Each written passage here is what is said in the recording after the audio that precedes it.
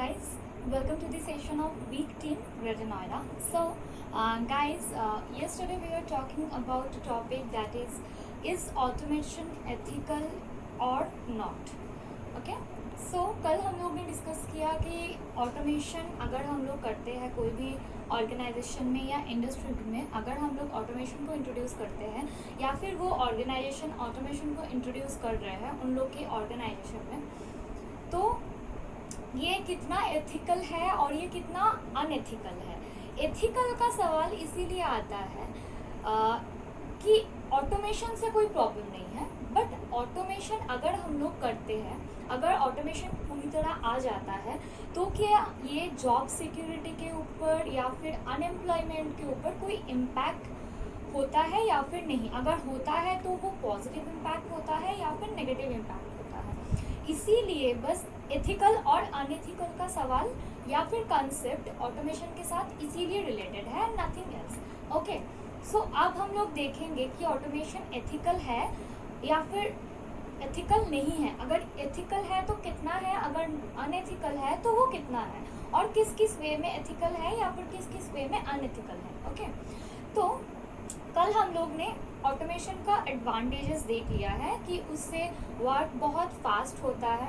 Okay, वो employees को भी इवन हेल्प करता है। ऑटोमेशन से एम्प्लॉयज़ भी बेनिफिटेड होते हैं कि उन लोग का वर्क स्ट्रेस या फिर वर्क एफर्ट थोड़ा कम लगता है। अगर ऑटोमेटिक मशीन नहीं रहा, उसके कंपैरिजन में अगर ऑटोमेटिक मशीन रहा तो उन लोग का भी वर्क स्ट्रेस लेवल बहुत ज़्यादा रिड्यूस हो जाता है।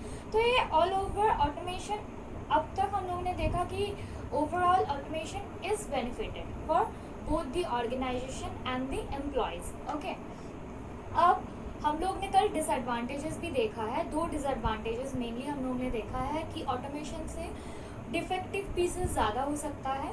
ओके, और automation may be, it's not that it will, but it may replace human workers. Okay, तो ह्यूमन के जॉब सिक्योरिटी के ऊपर ये जब ऑटोमेशन पहली बार इंट्रोड्यूस किया गया था कोई भी ऑर्गेनाइजेशन में, तो वहाँ का एम्प्लॉयज़ का फर्स्ट रिएक्शन था कि मे बी इस ऑटोमेशन के वजह से हम लोग को रिप्लेस कर दिया जाएगा। ओके, और मतलब अभी जो सिचुएशन है, अनएम्प्लॉयमेंट का रेट बहुत ज़्यादा है। Okay, like in all over the world we can say that unemployment rate is quite higher than employment rate. Okay, तो उस चीज़ को क्या ऑटोमेशन, मतलब ऑटोमेशन क्या उस चीज़ के ऊपर और नेगेटिव इम्पैक्ट लाएगा या फिर पॉजिटिव इम्पैक्ट लाएगा। ओके, अगर देखा जाए ऑटोमेशन को एथिकल और नॉन एथिकल या फिर अनएथिकल दोनों वे में देखा जा सकता है। कोई ऑर्गेनाइजेशन अगर ऑटोमेशन को करेक्टली यूज़ करता है तो वो एथिकल होता है, और अगर ऑर्गेनाइजेशन इस ऑटोमेशन को करेक्टली या फिर इम्प्रॉपरली यूज़ करते हैं तो फिर ये अनएथिकल होता है। ओके, तो इसीलिए ये एथिकल इश्यूज रहता है। तो अब हम लोग ऑब्जर्व करते हैं ऑटोमेशन कैसे एथिकल हो सकता है या फिर कैसे अनएथिकल हो सकता है। मान लीजिए कोई एक ऑर्गेनाइजेशन में ऑटोमेशन इंट्रोड्यूस किया गया है और वहाँ पे इस ऑटोमेशन के वजह से ह्यूमन वर्कर्स को रिप्लेस किया जा रहा है, ठीक है, तब ये ऑटोमेशन अनएथिकल हुआ।